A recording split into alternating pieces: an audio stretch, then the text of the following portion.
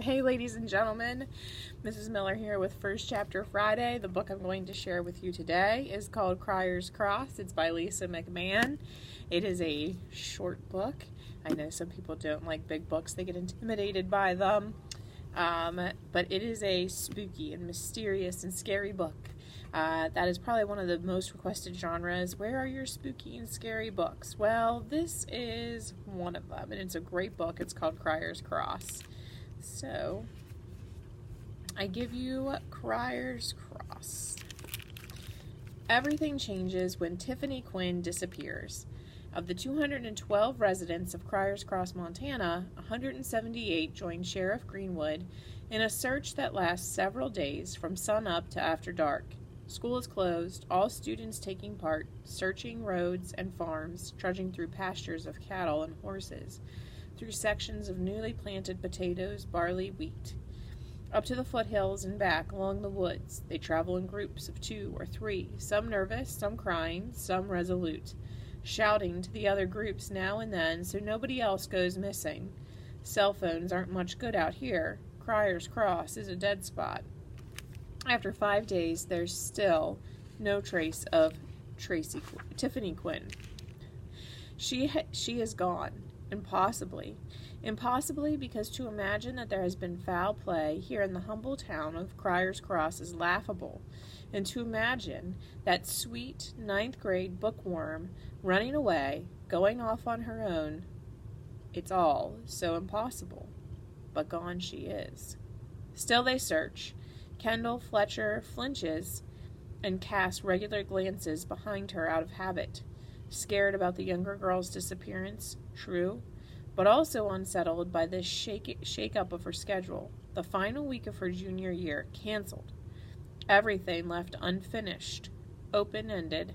Her whole routine is off. She walks the hundreds of acres of her parents' farm and beyond into the woods, wearily counting her steps, through the potatoes and grain fields and trees, counting, always counting something. Her best friend, Nico Cruz, walks next to her. Boyfriend, he'd say. But boyfriend means commitment, and commitments that she can't keep tend to make Kendall feel prickly.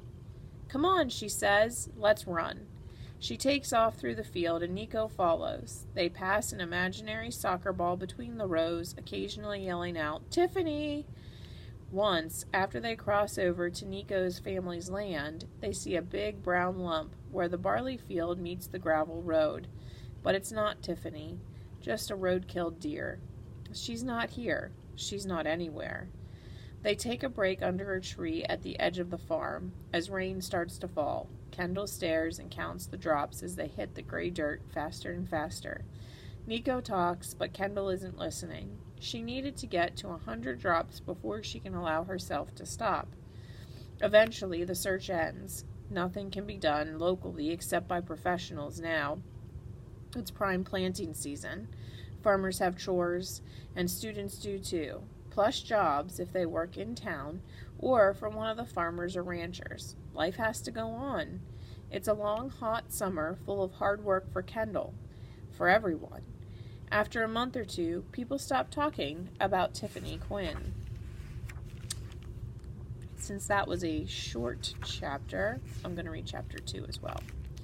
In September, when school starts again, Kendall arrives, as she always does, the first one to the one-room high school, except for old Mr. Greenwood, the part-time janitor, who retreats to his basement hideout whenever the students are around. Kendall is tan and not quite freakishly tall. Athletic. Her long brown hair has natural highlights from her driving a tractor and working on the farm all summer. There was too much time to think up there on that tractor, since all it takes is a GPS to run it up and down the rows. And when your brain has a glitch, and its lap counter is broken, the same thoughts whir around on an endless loop. Tiffany Quinn, Tiffany Quinn, Tiffany Quinn. Kendall imagines every possible scenario for Tiffany. Running away, getting lost, being abducted, maybe even raped, murdered. Wondering which one really happened, and if they'll ever really know the truth. She pictures all of it happening to herself, and it almost makes her cry. Pictures.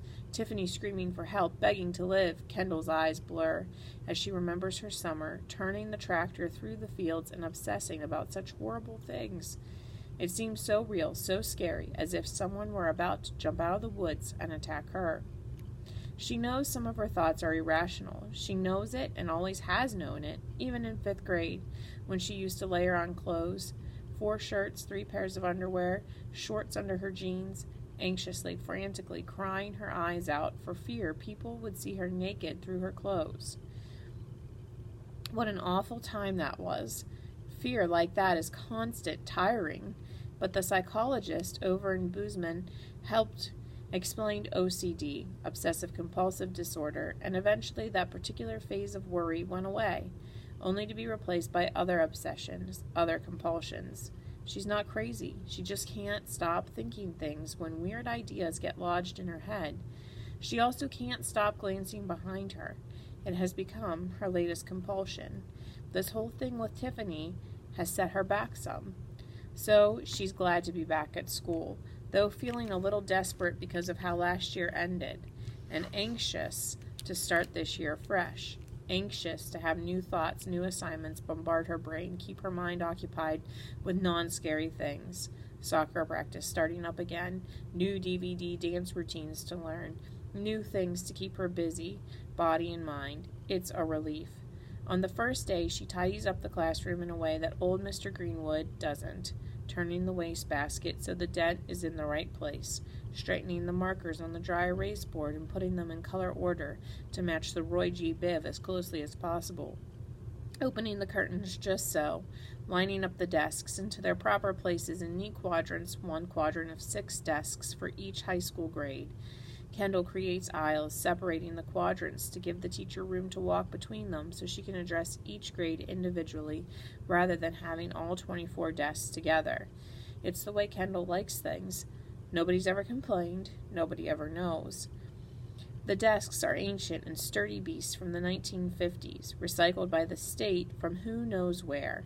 It's a workout moving them all, but Kendall feels better when everything is back to normal. She sees where her old desk ended up, over in the freshman quadrant this year.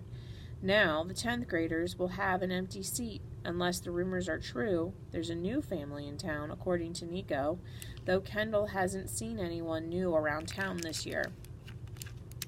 yet. Kendall hopes they have a sophomore to fill the spot left by Tiffany, to make things in that section neat again. Though Tiffany coming back would be the best thing, of course, but Sheriff Greenwood and the local news anchors say that's not likely, not after all this time has passed. Kendall opens the curtains wide enough so that the edges of them hang in line with the sides of the windows. Her irrational fear gets the better of her, and she checks the window locks, first struggling to open the windows to make sure the locks are sturdy, then returning her forefinger over each lock in the same manner. All checked and good, she says. No one is there to hear her, but she has to say it out loud, or it doesn't count.